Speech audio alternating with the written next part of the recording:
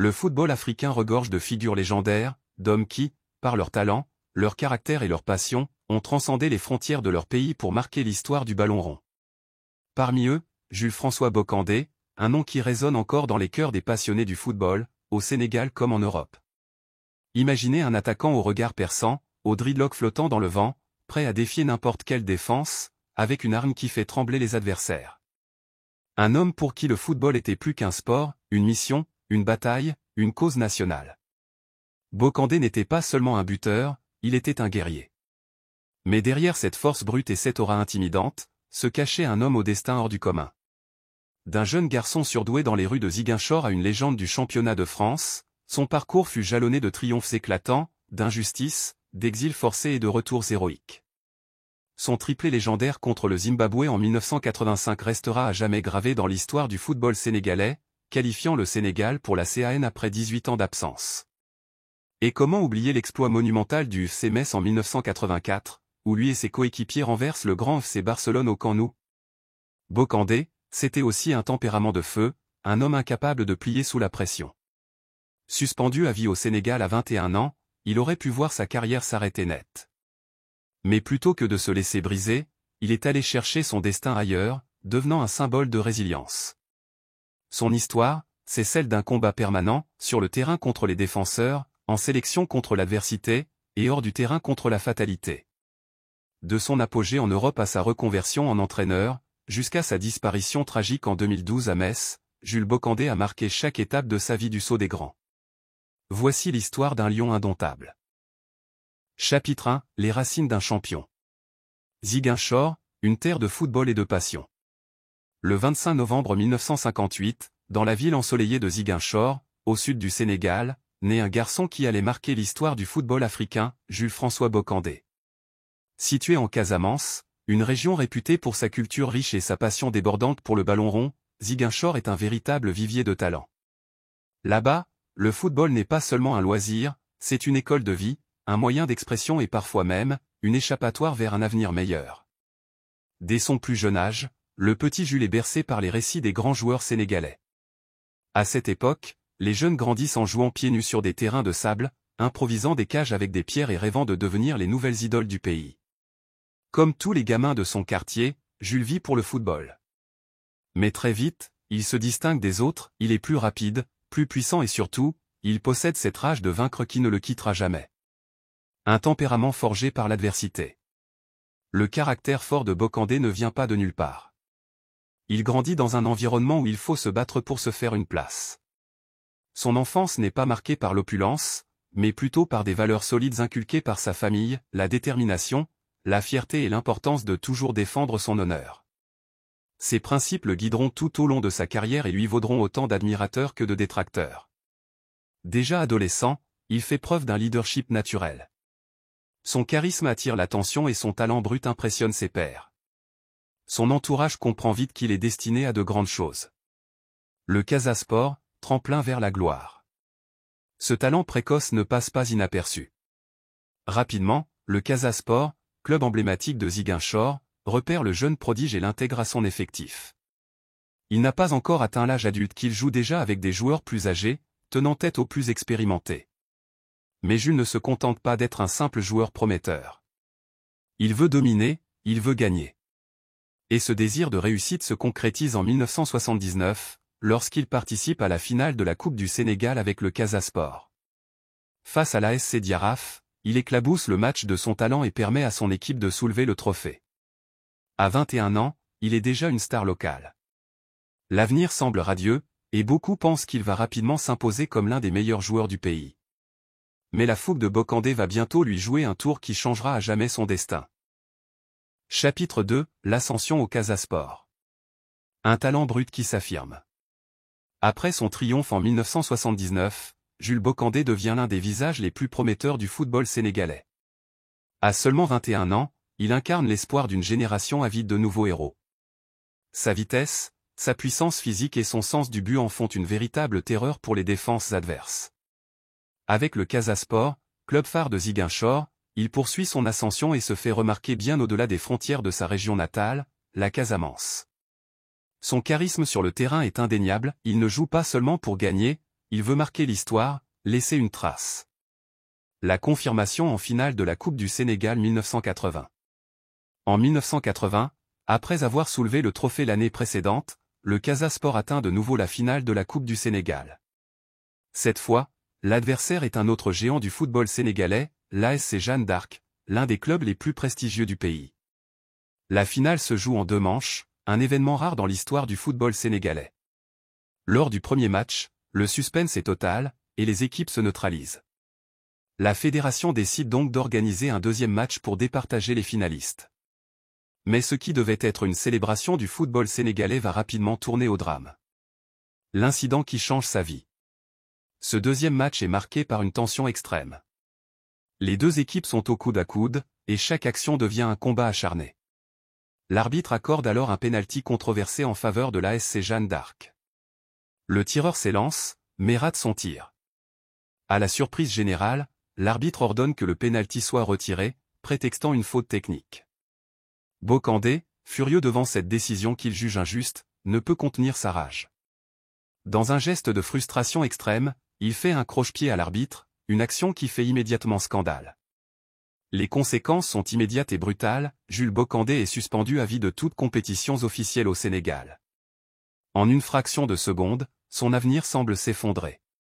De l'ascension à l'exil forcé.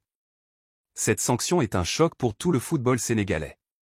Comment un joueur aussi talentueux pouvait-il être écarté du jeu de cette manière?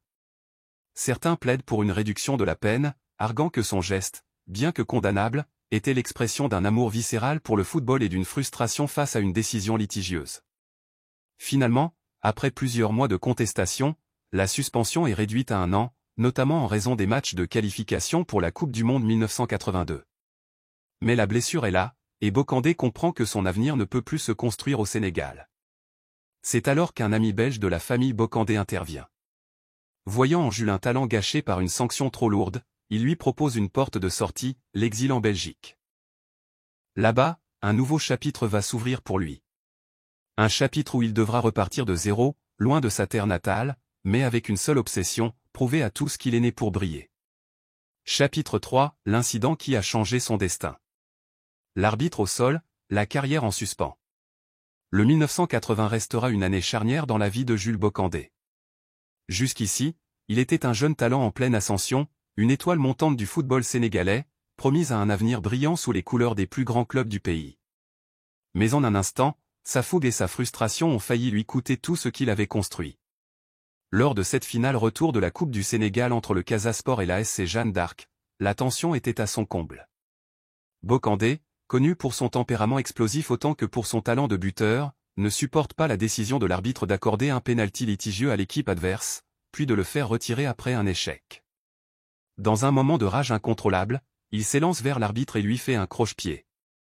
Un geste spontané, mais qui va provoquer un séisme dans le football sénégalais. Le public est en choc. Ses coéquipiers comprennent immédiatement l'ampleur du problème. L'arbitre, furieux, rédige un rapport accablant qui scelle le sort de Bokandé. Quelques jours plus tard, la sanction tombe, suspension à vie de toutes les compétitions sénégalaises. Lourd tribut à payer pour un moment d'égarement. Pour un jeune joueur de 21 ans, cette suspension est un coup de massue. Sa carrière semble brisée avant même d'avoir réellement commencé. Le Casa Sport, son club de cœur, tente en vain de faire annuler la sanction.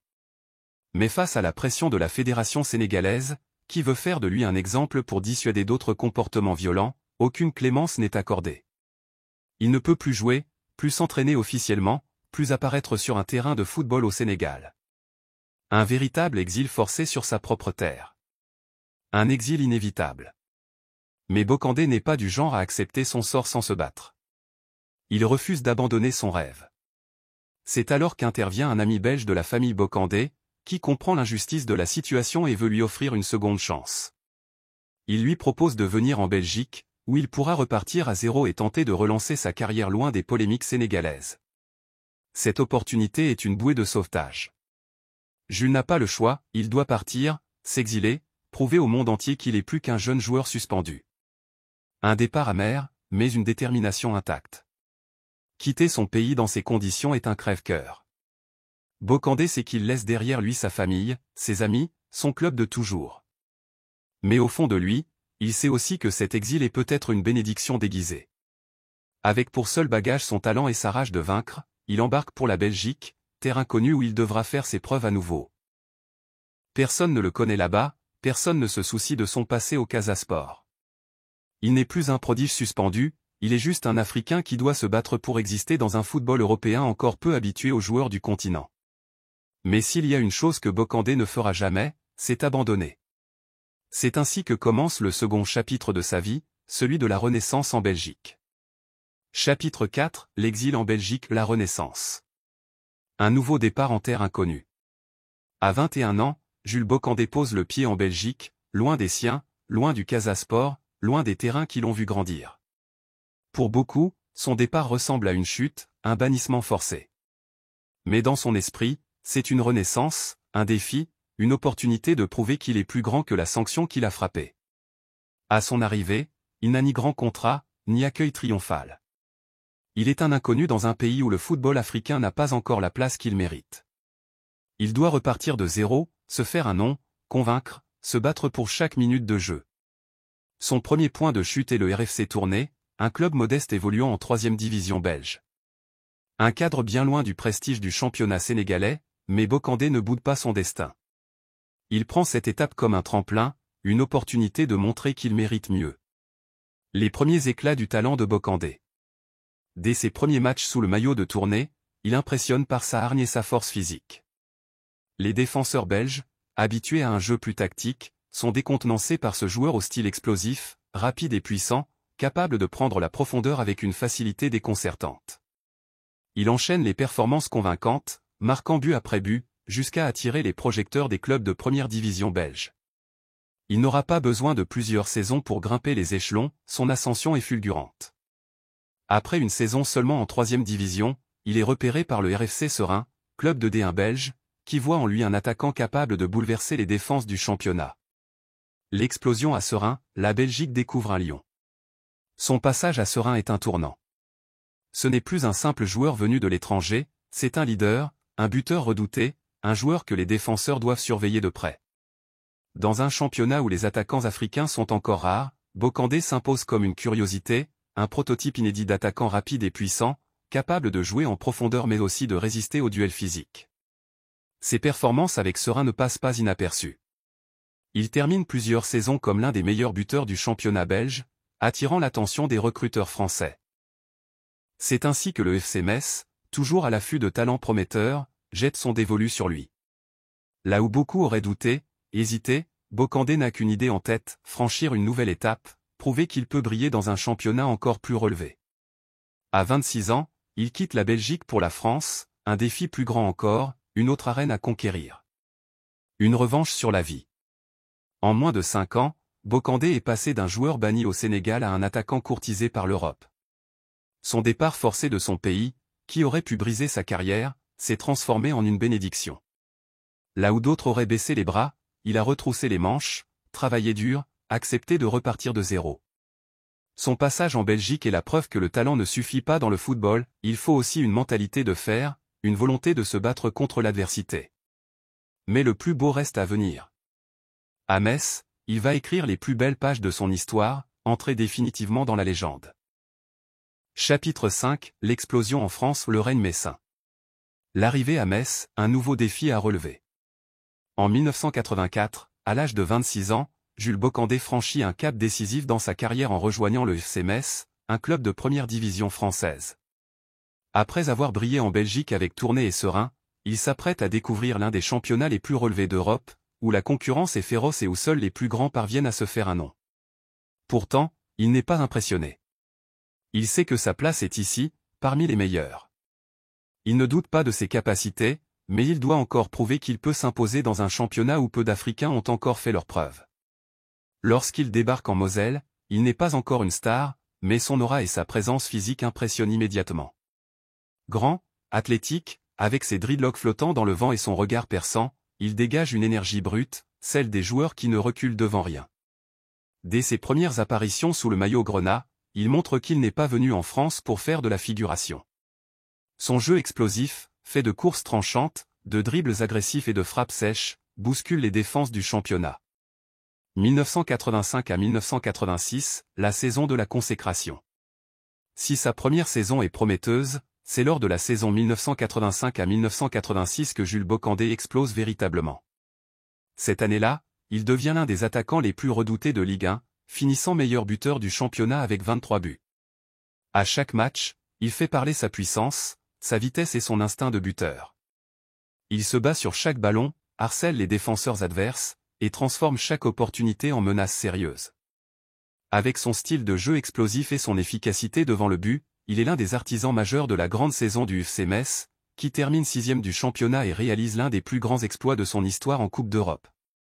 Le soir de gloire contre le FC Barcelone. Mais ce qui va définitivement inscrire Bocandé dans la légende du FC Metz, c'est l'épopée européenne de 1984. Lors du premier tour de la Coupe d'Europe des vainqueurs de coupe, les Messins héritent d'un tirage terrible, le FC Barcelone, grand favori de la compétition. Le match aller, disputé en France, tourne au cauchemar, Metz s'incline 4-2, et personne ne donne cher de leur peau avant le match retour au Camp Nou. Personne, sauf Bocandé et ses coéquipiers. Porté par un esprit de révolte, il réalise un exploit monumental en infligeant un cinglant 4-1 au Barça, éliminant l'un des géants du football européen devant un stade médusé. C'est l'une des plus grandes surprises de l'histoire du football français en Coupe d'Europe, et Bocandé en est l'un des héros. Ce soir-là, il entre définitivement dans la légende du club messin. Un charisme et une influence grandissante. Après cette saison historique, Bocandé devient un joueur incontournable en France. Son impact dépasse le cadre du FC Metz, il est respecté, redouté et admiré. Sa personnalité bien trempée, son leadership naturel et son engagement total sur le terrain en font un capitaine sans brassard, un guerrier que ses coéquipiers veulent suivre. Il ne triche jamais, il se bat sur chaque ballon, et il joue chaque match comme si c'était une finale. Son tempérament passionné lui vaut parfois des accrochages avec ses adversaires et même avec certains entraîneurs, mais une chose est sûre, quand Jules Bocandé est sur un terrain, personne ne peut l'ignorer. Un départ vers d'autres horizons. Après son sacre de meilleur buteur du championnat en 1986, les grands clubs s'intéressent à lui. Le Paris Saint-Germain lui fait les yeux doux, et Bocandé décide de relever un nouveau défi en rejoignant le club de la capitale. Son passage au PSG ne sera pas aussi glorieux que son aventure messine, mais il continuera d'écrire son histoire dans le championnat de France, passant ensuite par l'OGC Nice et le RC Lens avant de clôturer sa carrière en Belgique, à Alost.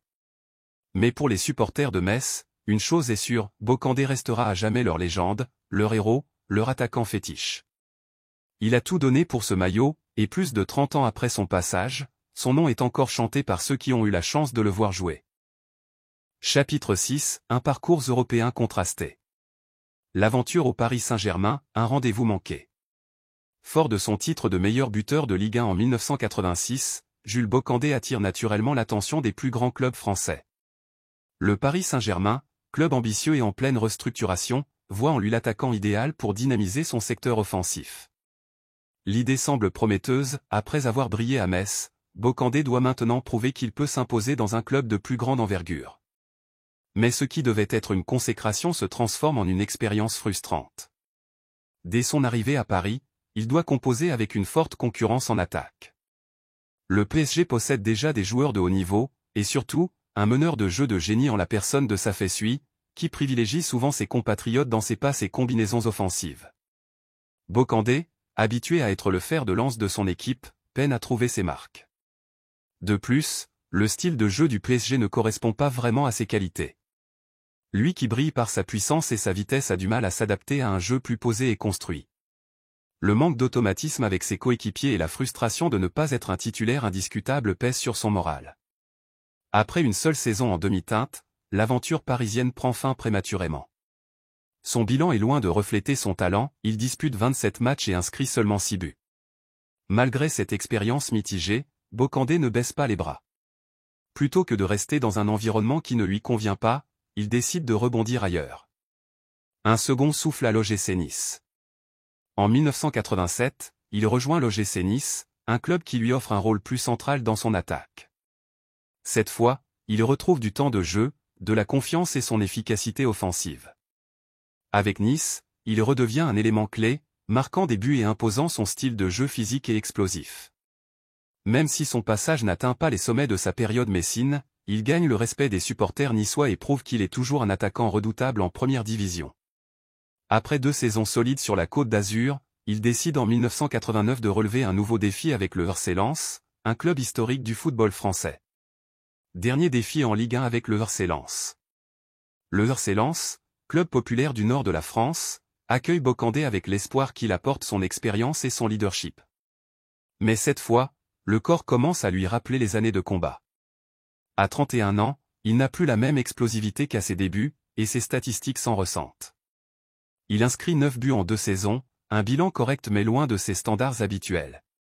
Malgré tout, il reste un joueur respecté dans le vestiaire, un modèle pour les plus jeunes. Il incarne cette mentalité de guerrier qui ne renonce jamais, et même si les buts sont moins nombreux, son impact psychologique reste intact. Après 2 saisons sous le maillot lensois, il comprend qu'il est temps de tourner la page de la Ligue 1. Son aventure en France touche à sa fin, mais il veut encore jouer, encore ressentir l'adrénaline du terrain. Un dernier tour en Belgique avant la retraite. En 1991, il retourne en Belgique, là où son exil forcé avait commencé une décennie plus tôt. Cette fois, c'est au SC Anderlecht Alost qu'il pose ses valises pour une dernière danse en tant que joueur professionnel. Son passage en Belgique est avant tout un barreau d'honneur, une façon de boucler la boucle avant de raccrocher définitivement les crampons. Il y reste 2 saisons, mettant fin à une carrière professionnelle riche et mouvementée en 1993, à l'âge de 35 ans. Un parcours marqué par les hauts et les bas. De son exil forcé au Casa Sport à son sacre de meilleur buteur de Ligue 1, en passant par l'exploit historique du FC Metz contre Barcelone, Bocandé a écrit une histoire unique, pleine de combats et de rebondissements. Son passage en Ligue 1 aura été contrasté, alternant entre les sommets glorieux avec Metz et les frustrations avec le PSG. Mais une chose est certaine, il aura marqué son époque. Même après son départ des terrains, son histoire n'est pas terminée. Car pour un joueur comme lui, le football n'est pas qu'une carrière, c'est une mission de vie. Il est temps pour Bocandé de rendre au Sénégal tout ce que le football lui a donné. Chapitre 7, le pilier des Lions de la Teranga. Un amour inconditionnel pour le maillot national. Si Jules Bocandé a marqué les esprits en club, c'est peut-être sous le maillot vert des Lions du Sénégal qu'il a le plus touché les cœurs. Pour lui, représenter le Sénégal n'était pas un devoir, c'était une mission sacrée. Il l'a dit, il l'a montré, il l'a prouvé. Durant 14 années de service en sélection nationale, de 1979 à 1993, il dispute 73 matchs officiels et inscrit 20 buts, un record honorable à une époque où les matchs internationaux étaient moins fréquents.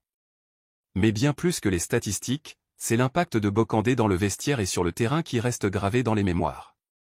Il était le capitaine sans brassard, le leader vocal, celui qui galvanisait ses coéquipiers, parfois par la colère, souvent par l'exemple.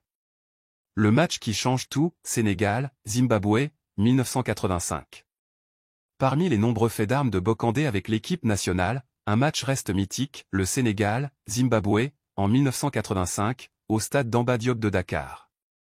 Ce jour-là, le Sénégal joue sa qualification pour la Coupe d'Afrique des Nations 1986, une compétition qu'il n'a plus disputée depuis 18 ans.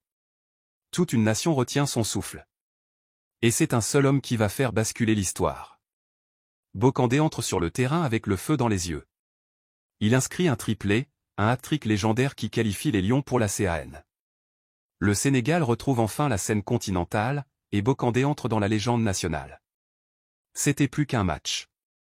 C'était une libération. Une renaissance.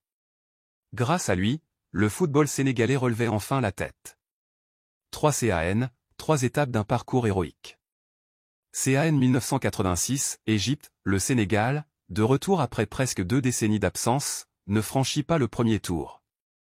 Mais le simple fait d'être là est une victoire, et Bocandé, malgré la fatigue de sa saison exceptionnelle en club, mène l'équipe avec honneur. CAN 1990, Algérie, cette fois, les Lions atteignent les demi-finales. Lors de cette édition, Bocandé est le leader technique et mental de l'équipe. C'est après sa sortie sur blessure en demi-finale que l'Algérie parvient à prendre l'avantage.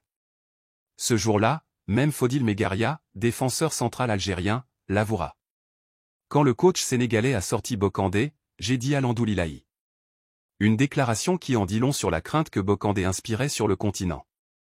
CAN 1992, Sénégal, le tournoi se déroule à domicile. La pression est énorme.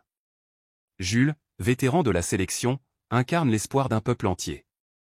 Le Sénégal s'arrête en quart de finale, mais Bokandé reste l'âme de cette équipe, respecté par ses pairs comme un grand frère, un monument. Un engagement sans limite pour le Sénégal. L'amour de Bokandé pour le Sénégal dépasse le cadre du terrain. Il est prêt à tout sacrifier pour défendre les couleurs de son pays. Un jour, alors que son club européen rechigne à le libérer pour une rencontre internationale, il provoque volontairement un carton rouge en championnat, juste pour être suspendu et pouvoir rentrer disputer le match avec les Lions. Qui aujourd'hui ferait cela? Ce genre de geste, impulsif mais profondément patriotique, symbolise parfaitement l'attachement viscéral qu'il avait pour sa nation. Il ne jouait pas pour l'argent, ni pour la gloire, il jouait pour le peuple sénégalais. Un modèle pour toute une génération. Durant les années 80 et 90, le football sénégalais n'avait pas encore la structure professionnelle d'aujourd'hui. Peu de joueurs avaient l'opportunité de s'exporter, encore moins de réussir. Mais Bokandé, lui, avait ouvert la voie. Il montrait qu'un joueur venu de Ziguinchor, suspendu à vie à 21 ans, pouvait un jour devenir le meilleur buteur du championnat de France, faire tomber le FC Barcelone, et devenir la figure de proue des Lions de la Teranga. Pour les jeunes générations, il était une source de motivation, un modèle, un symbole. Et même une fois les crampons rangés, il ne quittera jamais vraiment l'équipe nationale. Chapitre 8, la conversion en entraîneur et le rôle de mentor. De la pelouse au banc, un nouveau combat commence. Lorsque Jules Bokandé raccroche les crampons en 1993, une chose est certaine, il ne quittera jamais le monde du football. Pour un homme qui a vécu pour ce sport, le silence des vestiaires et le vide des tribunes auraient été insupportables. Il fallait qu'il continue, qu'il transmette, qu'il serve. C'est tout naturellement qu'il rejoint le staff technique de l'équipe nationale du Sénégal, aux côtés de son vieil ami, l'ancien international Boubacar Sara Locotte. Ensemble, ils forment un duo emblématique, uni par l'expérience, la passion et l'ambition de faire franchir un palier aux Lions. CAN 1994, un leadership prolongé sur le banc. La Coupe d'Afrique des Nations 1994 se déroule en Tunisie, et c'est la première grande compétition à laquelle Bokandé participe en tant qu'entraîneur adjoint. Mais pour les joueurs, il est bien plus qu'un simple technicien, il est le grand frère, le modèle, le mentor. Dans les vestiaires, sa voix porte. Il n'a pas besoin de longs discours, sa carrière, son regard, son vécu parlent pour lui. Lors des séances d'entraînement, il n'hésite pas à enfiler les crampons pour montrer un geste, une posture, un enchaînement. On raconte même qu'à l'époque, il dominait encore certains de ses protégés lors des oppositions d'entraînement, tant son instinct et sa technique étaient restés intacts. Sous la houlette du tandem Bokandé-Ossar, le Sénégal atteint les quarts de finale, confirmant sa place parmi les grandes nations du continent. Même s'ils n'atteignent pas le dernier carré, le travail du duo est salué, et le rôle de Bokandé est reconnu comme central dans la progression du groupe. Un mentor pour toute une génération. Au-delà des résultats, l'influence de Bokandé dans le développement du football sénégalais est immense. Il prend sous son aile de nombreux jeunes, les conseille, les encourage à croire en leurs rêves et leur apprend à ne jamais trahir les valeurs du maillot national. Il reste un repère moral, un homme à qui l'on peut parler, franc, entier, mais toujours bienveillant. Dans son regard, il y avait l'exigence des grands, mais aussi la tendresse d'un homme qui savait d'où il venait. Pour les jeunes internationaux sénégalais du milieu des années 90, entendre les conseils de Jules Bokandé, c'était comme recevoir une bénédiction. Engagement local, Casa Sport et football de proximité. Mais Bokandé ne se limite pas à l'équipe nationale. Il retourne souvent à Ziguinchor, auprès du Casa Sport, son club de cœur, là où tout a commencé. Il suit les jeunes du club, assiste aux matchs, donne des conseils à ceux qui rêvent de suivre ses traces. Il sait que tous n'auront pas la chance de jouer en Europe, mais pour lui, le football reste une école de vie, un outil de transformation sociale. Il milite pour une meilleure organisation du football sénégalais, une meilleure formation, et pour le respect des anciens joueurs, souvent oubliés après leur carrière. Humaniste dans l'âme, il donne de son temps sans compter. Il ne supporte pas de voir des talents gâchés par le manque de moyens ou d'encadrement. Un conseiller dans l'ombre. Même après s'être éloigné du banc de touche, il continue de jouer un rôle officieux dans l'encadrement des Lions, à travers des missions ponctuelles, des discussions avec les sélectionneurs, ou des interventions en tant que conseiller technique. Il n'était jamais très loin. À chaque match important, on le voyait dans les tribunes ou aux abords du terrain, le regard attentif, le cœur toujours aussi vibrant. Sa présence seule suffisait à rappeler d'où venait le football sénégalais, et vers où il pouvait aller. Chapitre 9, le déclin et la dernière bataille. L'homme derrière le joueur, vulnérable, mais digne. Après une vie de combat, de sprint, de duel, de cris de victoire et de défaites honorables, Jules Bocandé entre dans un nouveau chapitre, plus silencieux, plus douloureux, celui de la maladie. Loin des projecteurs et des terrains qu'il avait illuminés, le corps de l'ancien lion finit par montrer des signes d'usure. La violence des années de compétition de haut niveau laisse des traces, et Bocandé est victime d'un accident vasculaire cérébral, AVC, qui le plonge dans une longue période de fragilité et de convalescence. Ce guerrier, autrefois intouchable, est soudainement confronté à sa propre vulnérabilité. Mais même diminué, il reste debout dans l'esprit, fort dans la douleur, digne dans l'épreuve. Un dernier espoir à Metz, le retour aux racines européennes.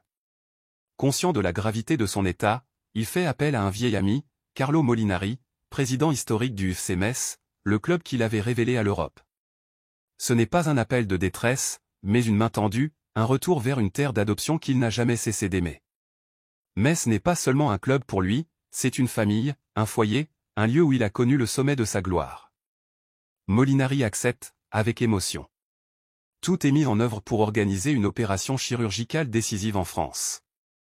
Mais le destin, une fois encore, va frapper fort. Le 7 mai 2012, le lion s'éteint. À 53 ans seulement, Jules-François Bocandé rend son dernier souffle à Metz, la ville de ses exploits européens, la ville de ses plus beaux souvenirs de footballeur. Le Sénégal, l'Afrique, la France, le monde du football, tous apprennent avec stupeur la disparition d'un monument. Un choc brutal. Un lion ne rugira plus. Les hommages pleuvent. Les anciens coéquipiers, les supporters, les journalistes, les présidents de clubs, les jeunes qu'il a inspirés. Tous saluent la mémoire d'un homme authentique, passionné, généreux, et profondément humain. Un homme de principe, qui n'a jamais triché, ni sur le terrain, ni dans la vie. Un départ dans la simplicité, un chagrin national. Son enterrement au Sénégal prend la forme d'un hommage national.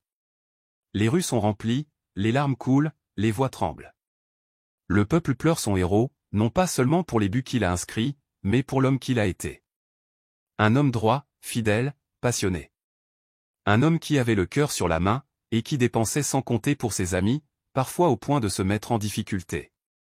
Un homme de parole, de loyauté, de feu et de tendresse. La fin d'un voyage, mais pas d'une légende. Il s'éteint là où son nom a brillé sur les panneaux lumineux des stades, mais son souvenir reste incandescent. Car les véritables légendes ne meurent jamais vraiment. Elles vivent dans les récits, dans les maillots, dans les stades, dans les rêves des enfants, et dans le silence respectueux des vétérans. Et Jules Bocandé reste à jamais un lion. Chapitre 10, l'héritage éternel. Bien plus qu'un buteur, une conscience du football sénégalais. Quand on évoque Jules-François Bocandé, les chiffres aux 73 sélections, 20 buts, meilleur buteur de Ligue 1, héros de Metz ne suffisent pas à cerner l'ampleur de son héritage.